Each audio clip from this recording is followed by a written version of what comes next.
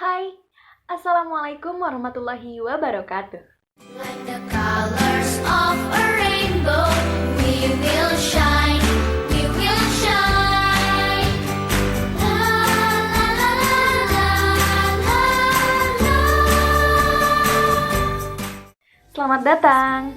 Kali ini aku akan sedikit berbagi ilmu tentang materi pesawat sederhana. Apakah kalian tahu apa itu pesawat sederhana? Ya sudah, gak usah menunggu lama-lama, mari kita simak penjelasannya.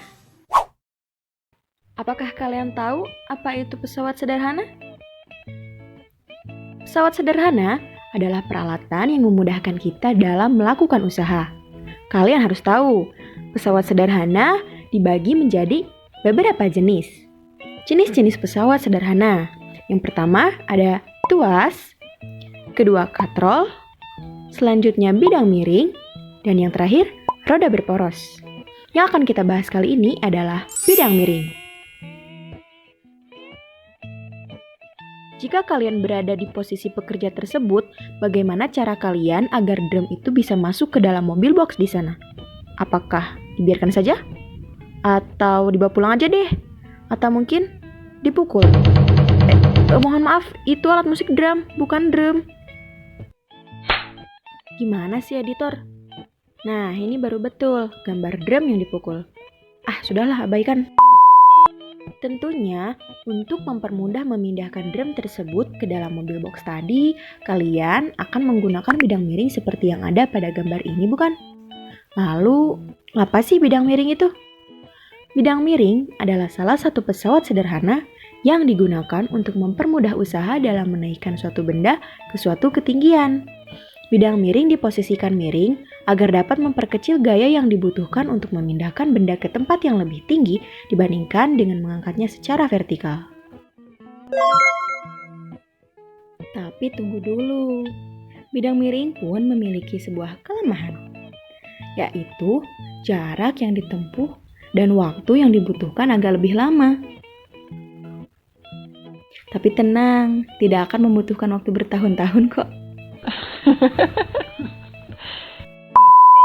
Selanjutnya kita akan bahas rumus bidang miring. Jangan takut dengan sebuah rumus. Oke, langsung aja. Di sini ada sebuah gambar bidang miring. Mohon maaf apabila gambarnya jelek. Untuk panjang bidang miringnya, kita beri nama S.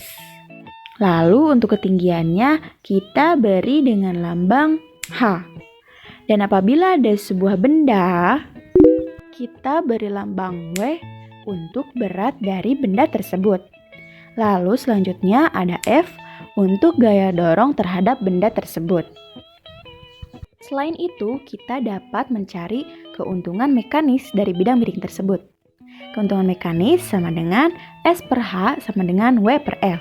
Selain itu ada rumus gaya dorong juga, yaitu F sama dengan W kali H per S.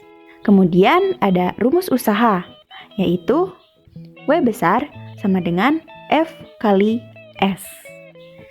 Kita langsung masuk ke contoh soal bidang miring. Bagaimana? Apakah kalian sudah siap? Mari kita baca.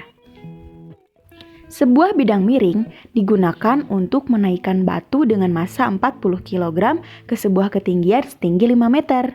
Jika panjang bidang miringnya 10 meter, hitunglah keuntungan mekanis, gaya dorong, dan usaha. Mari kerjakan.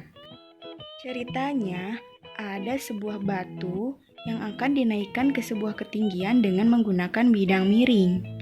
Di dalam soal, bidang miringnya panjangnya adalah 10 meter, yang mana ini berarti adalah S.